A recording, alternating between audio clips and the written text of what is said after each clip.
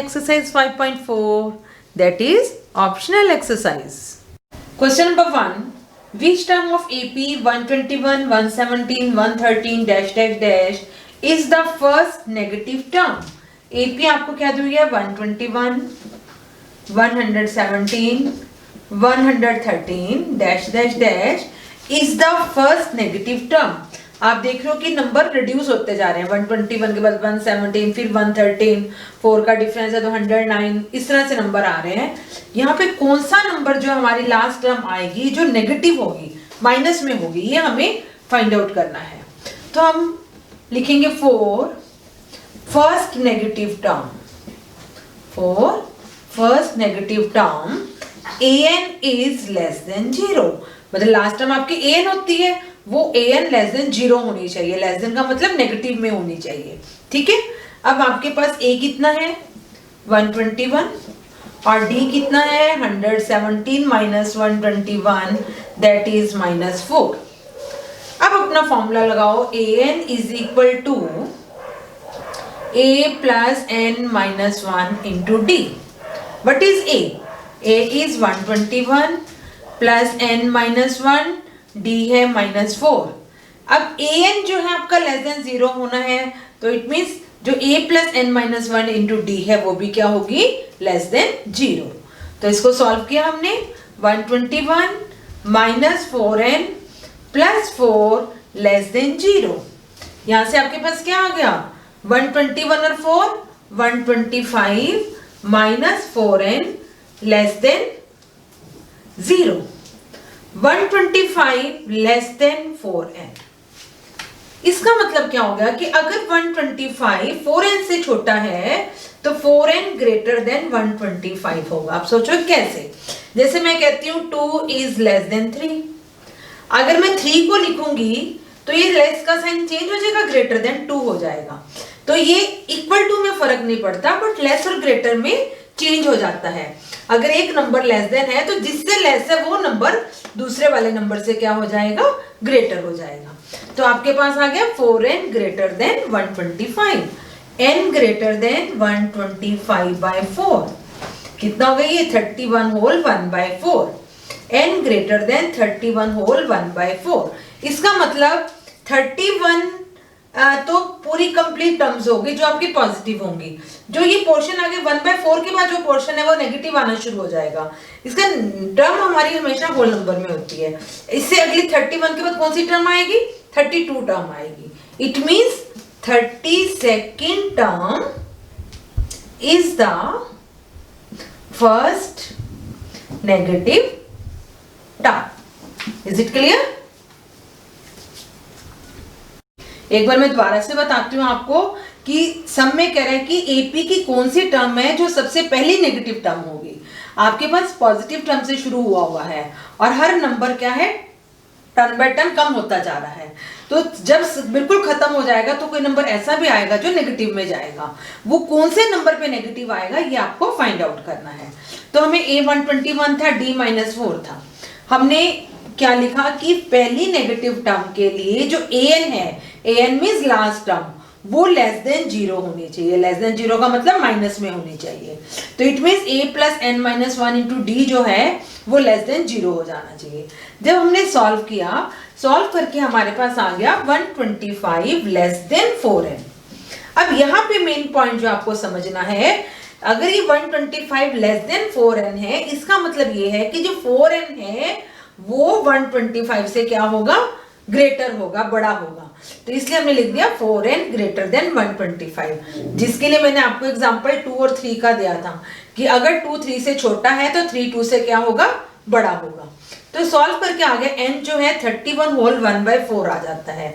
मतलब यहाँ तक तो आपके पॉजिटिव चल रहे हैं. उसके बाद जो नंबर आएगा वो आपका क्या हो जाएगा? फर्स्ट नेगेटिव नंबर बन जाएगा. 31 के बाद कौन सी टर्म शुरू होगी? 32 शुरू होगी. सो 32nd term is the first negative term. Question number 2. The sum of third and seventh term of AP is 6 and their product is 8.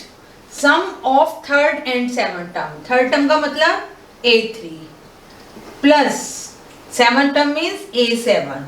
इनका सम है कितना? 6. Sum of third and seven term equal to 6। पहले हम इसी को solve करते हैं। ये हो गया a plus 2d plus a plus 6d is equal to 6। 2a plus 8d is equal to 6। पूरी इक्वेशन 2 से डिवाइड हो गई। a plus 4d is equal to 2 3 जा 6। यहां से हमने a की वैल्यू फाइंड आउट कर ली 3 माइनस 4d। ये आपके पास a की वैल्यू आ गई 3 माइनस 4d। क्लियर। अब कह रहे एंड देयर प्रोडक्ट इज 8, मतलब a3 into a7 is equal to 8। a3 का मतलब a plus 2d into a plus 6d is equal to 8। अब a की वैल्यू 3 माइनस 4d लगा दो। 3 minus 4d plus 2d, 3 minus 4d plus 6d equal to 8। तो 3 minus 2d into 3 plus 2d is equal to 8। अब ये आपके पास आ गया a minus b into a plus b is equal to 8। a minus b into a plus b क्या होता है? a square minus b square. 3 का स्क्वायर 9 माइनस 2d का square 4d square is equal to 8। Minus 4d square is equal to 8 minus 9 minus 1। तो d square की value कितनी आ गई? Minus 1 by minus 4, 1 by 4। अब ये जो 1 बाय 4 है वो क्या होगा? प्लस माइनस 1 बाय 2 का होल स्क्वायर। ठीक है, स्क्वायर स्क्वायर कैंसिल। इसका मतलब एक बार d की वैल्यू 1 बाय 2 है और एक बार d की वैल्यू माइनस 1 बाय 2 है। इसका मतलब हमारे पास a भी डिफरेंट आएंगे। एक बार 1 बाय 2 के हिसाब से a कितना होगा, एक बार माइनस 1 बाय 2 के हिसाब से a कितना होगा।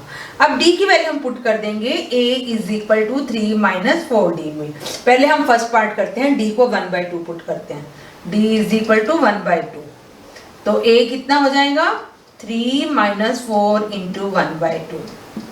a हो गया 3 माइनस 2 इज इक्वल टू 1। ठीक है, अब यहां से जब when a is equal to 1 और d is equal to 1 by 2, हमें क्या निकालना है? Sum of 16 terms of AP निकालना है। तो हम S16 फाइंड आउट कर लेंगे। तो Sn का फॉर्मूला क्या होता है? n by 2 into 2a plus n minus 1 into d। n है 16 टर्म्स का सम निकालना है।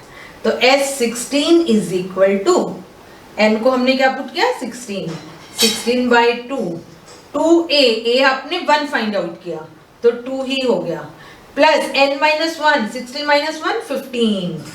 ठीक है, और d कितना है? 1 बाय 2। क्लियर। तो this is equal to 8 into 2 plus 15 by 2। This is equal to 8 into 2 LCM 4 plus 15। ये 2 4 जा 8 होता है। 4 इंटू 19 दैट इज 76। तो S16 आ गया 76। क्लियर। अब हमने d 1 बाय 2 पुट करके सॉल्व किया तो S16 76 आ गया। अब हम d की वैल्यू माइनस 1 बाय 2 लेंगे तो d is equal to minus 1 by 2। a कितना हो जाएगा? 3 माइनस 4 इंटू माइनस 1 बाय 2। ये 2 पे कट गया। 3 minus minus plus 2 is equal to 5। अब आपके पास a की वैल्यू आ गई 5 और d है माइनस 1 बाय 2। अब दोबारा से हम क्या निकालेंगे? S16। पहले हमने Sn का फॉर्मूला लिखा n by 2 into 2a plus n minus 1 into d। अब n को हमने 16 पुट किया। S16 is equal to 16 by 2 into 2a, a कितना है? 5, 2 5 जा 10 प्लस n है 16 माइनस 1 15 और d की वैल्यू माइनस 1 बाय 2। ये 2 से कैंसिल हो गया, 8 आ गया। 10 minus 15 by 2। This is equal to 8 into 2 LCM 10 2 20 minus 15। This is equal to 8 into 20 में से 15 गए 5 बाय 2, 2 4 8 20। इसका मतलब अब S16 की वैल्यू कितनी आ गई? 20। तो हमने क्योंकि d एक बार +1/2 आया है, एक बार -1/2 आया है, तो दोनों से हमने डिफरेंट a निकाले और फिर S16 की वैल्यू निकाली। जब d +1/2 था तो S16 76 आया, जब d -1/2 था तो S16 की value 20। Question number 3, a ladder has rungs 25 cm apart. The rungs decreases uniformly in length from 45 cm at the bottom to 25 cm at the top. If the top and bottom rungs are 2.5 meter apart, what is the length of wood required for the rungs? आप सबने लकड़ी की सीढ़ी तो देखी होगी, लकड़ी की सीढ़ी कैसी होती है। तो लकड़ी की सीढ़ी में यहाँ पे कुछ वुड की वो डंडे से लगे हुए होते हैं जिनके ऊपर आप चढ़ते हो, ठीक है। तो ये जो सीढ़ी में जो सबसे नीचे वाला डंडा है लगा हुआ लकड़ी का, ये 45 सेंटीमीटर लंबा है। फिर आगे आगे इनकी जो है लेंथ कम होती जा रही है और जो सबसे ऊपर टॉप पे है वो 25 सेंटीमीटर है। और दो डंडों के बीच में, दो रंग्स के बीच में 25 सेंटीमीटर का क्या है, डिस्टेंस है। फिर अगले दो में 25 सेंटीमीटर, फिर नेक्स्ट दो में 25 सेंटीमीटर एंड सो ऑन। और जो सबसे नीचे वाली सीढ़ी की वो है डंडा और जो सबसे ऊपर वाली का है, इनमें दोनों में डिफरेंस जो है 2.5 मीटर का है। इसका मतलब कि जो लेंथ है इसकी सीढ़ी की लैडर की वो 2.5 मीटर है। 2.5 मीटर का मतलब 250 सेंटीमीटर। अब इसमें हमने सबसे पहले ये फाइंड आउट करेंगे कि जो लकड़ी के रंग्स लगे हुए हैं, डंडे लगे हुए हैं बीच में, ये कितने हैं। तो number of rungs find out करेंगे। तो नंबर ऑफ रंग्स इज पूरी लेंथ कितनी है, पहले लेंथ लिख लो। लेंथ कितनी है, length of ladder 2.5 metre is 250 centimetre. तो इस लेंथ को मतलब दो रंग्स के बीच में 25 सेंटीमीटर का गैप है, तो हम क्या करेंगे, इस टोटल लेंथ को 25 से डिवाइड करके +1 कर देंगे। अब आप कहोगे +1 क्यों किया, क्यों, ये दो के बीच में 25 का गैप, फिर इन दो के बीच में 25 का गैप, ये वाला दोबारा आ गया, फिर इसके साथ जो नेक्स्ट होगा 25 का गैप, ये भी दोबारा आ गया, आगे फिर जो दो में 25 का गैप होगा तो नीचे वाला दोबारा आ गया। लेकिन ये वाली जो सबसे नीचे वाली रोड थी ये दोबारा नहीं आ रही, तो इसका मतलब इसको हम क्या करेंगे, एक को ऐड करेंगे, इसलिए हमने 1 इसमें क्या किया, ऐड किया। तो ये 10 पे कटा, 10 + 1 = 11। तो टोटल जो इसमें वुड की रोड्स हैं डली हुई, वो कितनी रोड्स हैं, 11 रोड्स हैं। अब इसमें टोटल वुड कितनी यूज हुई ये हमें फाइंड आउट करनी है। तो इसका मतलब हमें क्या फाइंड आउट करना है, S11 फाइंड आउट करना है। तो हम फॉर्मूला लगा लेंगे, Sn = n/2 × 2a + n-1 × d। अब आपको पहले तो ये बताना है n कितना है, a कितना है, d कितना है। n कितना होगा, 11, ठीक है, 11 रंग्स आए हैं। a क्या होगा, जो सबसे नीचे वाला रोड है, दैट इज 45 सेंटीमीटर। l क्या होगा, जो सबसे ऊपर वाली है l, 25 सेंटीमीटर। और जो इन दो रोड्स के बीच में डिस्टेंस है, ये सब में कॉमन डिस्टेंस है, दैट इज 25 सेंटीमीटर। तो d = 25 सेंटीमीटर। तो हम यहाँ पे फॉर्मूला इसकी बजाय ये वाला भी लगा सकते हैं, Sn = n/2 × a + l, क्योंकि हमें फर्स्ट पता है, लास्ट पता है। तो Sn कितना हो गया, S11 = 11/2 × a 45 है और l कितना है, l है 25, ठीक है। तो दिस इज इक्वल टू 11/2 × 5 और 5 10 70, 35 पे कट गया ये, 11 5 = 55, 11 3 = 33 और 5 38, 385 सेंटीमीटर। तो वो पूछ रहा है कि what is the length of wood required. तो लेंथ ऑफ वुड कितनी हो जाएगी, length of wood is 385 centimetre. Is it clear? Question number 4, the houses of a row are numbered consecutively from 1 to 49। आपके पास एक रो है, उस रो में जो हाउसेज हैं वो ऐसे दिए हुए हैं 1 2 3 4, लास्ट 49 48 47 एंड सो ऑन, ठीक है। इस तरह से एक रो के अंदर 49 हाउसेज है। Show that there is a value of x, यहाँ बीच में कहीं एक हाउस x है। Show that there is a value of x such that sum of number of houses preceding the house, preceding means इधर, इसके इधर जितने हाउसेज हैं उनका हाउसेज के नंबर्स का sum is equal to sum of houses the following it, जो इसके इधर हाउसेज चल रहे हैं उन हाउसेज के सम नंबर के सम के इक्वल होगा।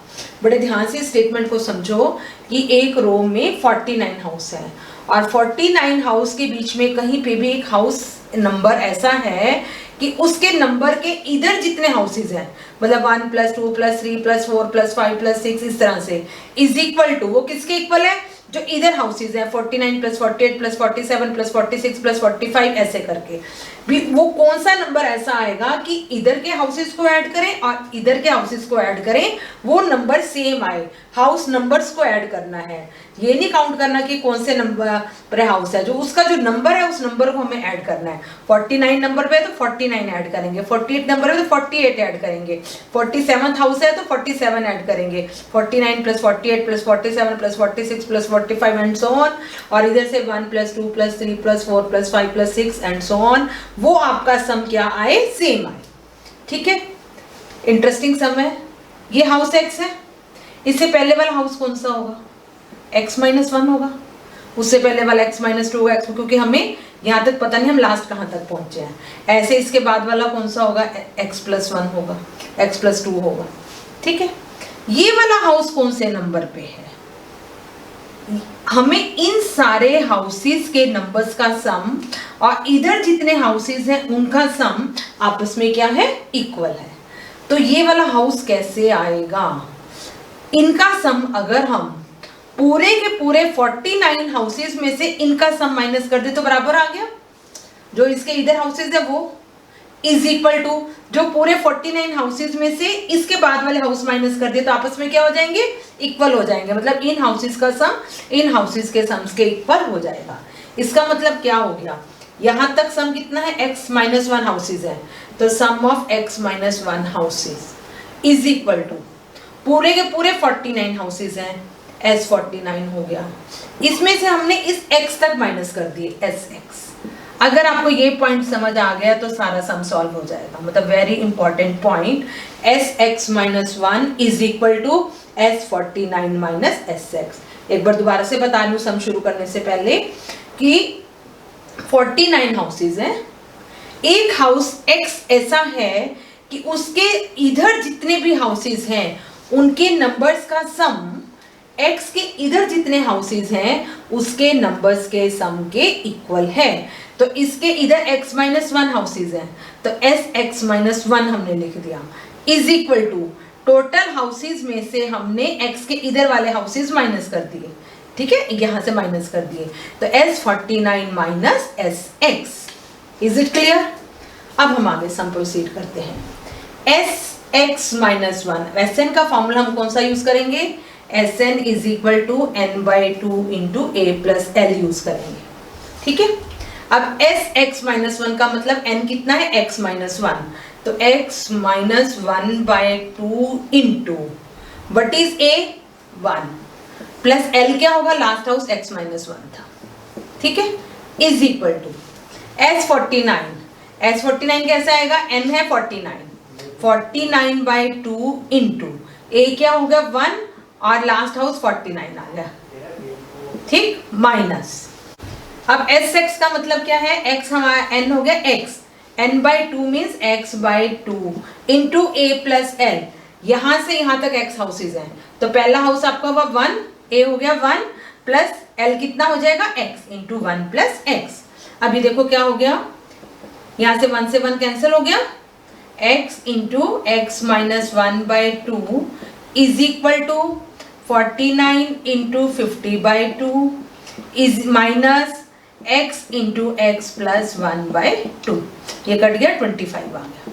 ठीक है, this is equal to x into x - 1/2 ये इधर आ गया plus x into x + 1/2 is equal to 49 into 25। अब हम क्या करेंगे आगे, खोल लिया इसको, 2 एलसीएम ले लिया, 2 एलसीएम लिया तो x से मल्टीप्लाई किया, x square minus x plus x square plus x is equal to 49 into 25।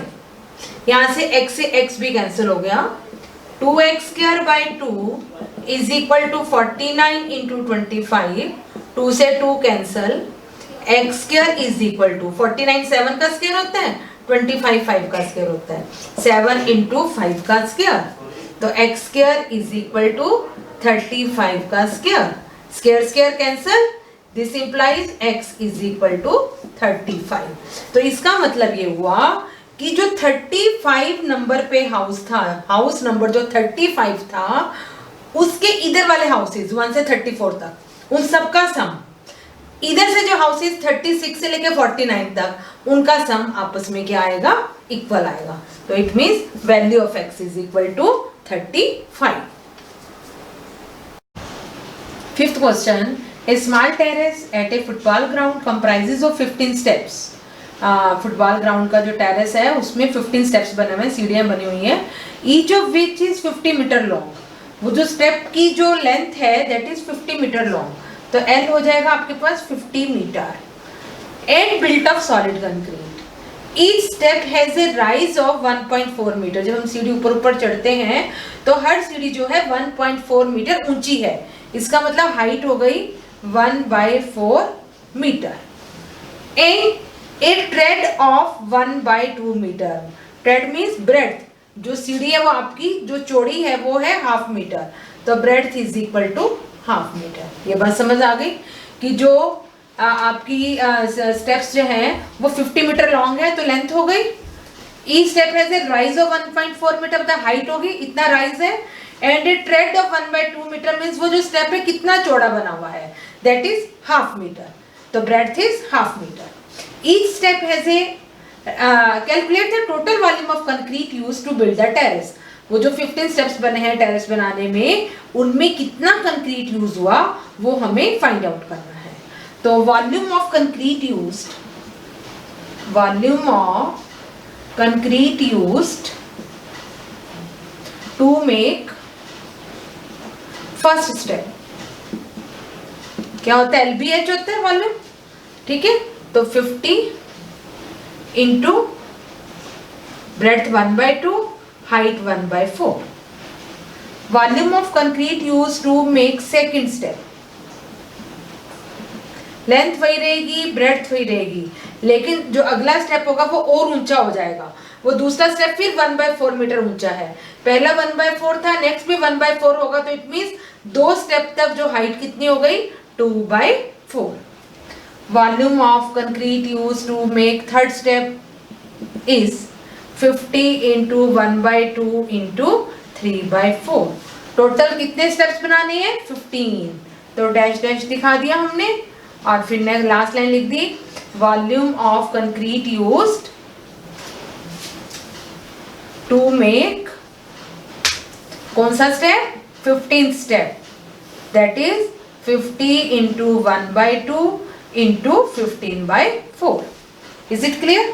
अब आपके पास क्या सीरीज बन गई, 50 इंटू 1/2 इंटू 1/4 फर्स्ट टर्म है, plus 50 into 1/2 into 2/4 second term हो गई, plus 50 into 1/2 into 3/4 third term हो गई, dash dash dash 50 into 1/2 into 15/4 last term हो गई। अब आप देख रहे हो कि सारे में से 50 इंटू 1/2 इंटू 1/4 कॉमन निकल जाता है, तो यहां से क्या बच गया 1, प्लस यहां से क्या बचा सिर्फ ये 2, 50 भी कॉमन, 1/2 भी कॉमन, 1/4 भी कॉमन, तो ये 1 इंटू 2/4 है, ठीक है।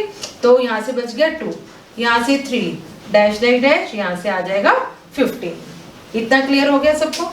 ये कट गया 25, तो आपके पास क्या आ गया, ये 25/4 into 1 plus 2 plus 3 plus dash dash 15। अब यहाँ पे आपका फॉर्मूला कौन सा लग जाएगा, S15 का। SN कितना होता है, n/2 into a plus n, तो 25/4 into n/2, n कितना है 15, 15/2 into a है 1, l है 15, क्लियर। 25/4 into 15/2 into 16, 4 4 जा 16, 2 2 जा 4, तो 25 into 15 2 जा 30, 750 मीटर क्यूब। आज क्योंकि वॉल्यूम है और सब चीजें मीटर में दी हुई है तो यूनिट्स क्या हो गए, मीटर क्यूब।